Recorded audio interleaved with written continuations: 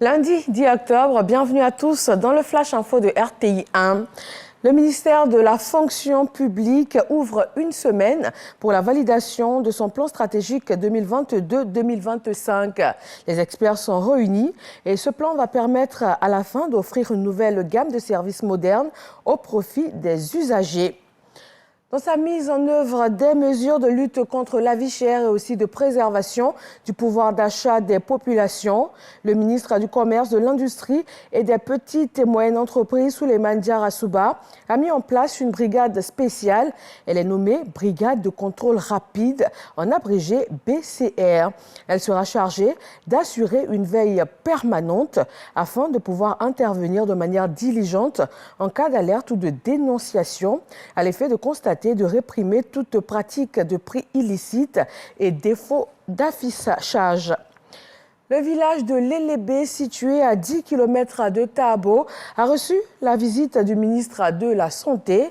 Pierre Dimba a procédé à l'inauguration de plusieurs infrastructures, notamment l'usine de production d'attiéké des femmes du village. Dans la continuité de sa politique de proximité avec la population, le président du conseil régional de l'Agnébi-Tiassa, Pierre Dimba, par ailleurs ministre de la Santé, a effectué une tournée dans le département de Tabo. Au programme, plusieurs activités de développement, notamment l'inauguration de l'unité de production d'attiéké offerte par le président du conseil régional aux femmes du village. Au départ, on n'y croyait pas. Mais quand on a vu les machines qui sont arrivées pour la première fois pour déblayer le coin et qu'on a vu la première pierre, depuis, nous sommes avec lui, nous avons recensé les femmes, il y a les apprenantes, il y a des fabricantes d'attiéké et tout, nous avons mis toute une chaîne en place. L'installation du président de la mutuelle pour le développement du village de Lélébé a fait suite à l'inauguration de l'unité de production de l'attiéké d'une valeur de 20 millions de francs CFA. L'unité a une production journalière de 700 paniers de 48 kg, soit 33,6 tonnes d'attiéké par jour. Le village de Lélébé est le premier à être doté d'une telle infrastructure dans le département de Tabo. Nous avons formé ces femmes à la gestion de la coopérative. Et nous avons des fonds qui sont donc mis en place pour leur permettre, non seulement pour celles qui veulent créer des champs de manioc, le faire, mais également permettre à la coopérative donc, de travailler et permettre à certaines d'entre elles donc, de vendre le manioc, l'attiéké ou l'attiéké déshydraté donc, sur les marchés au niveau national et international. Le président du conseil régional de l'Agnébi-Tiassa a clôturé son séjour par une visite de chantier du dispensaire et de la maternité, ainsi que de la pose de la première pierre du collège modèle de Lélébé. Dans l'actualité internationale, il a été investi président de la transition pour une période de 2 ans. Mahamat Idriss Déby Itno a pris ce lundi ses fonctions de président du Tchad.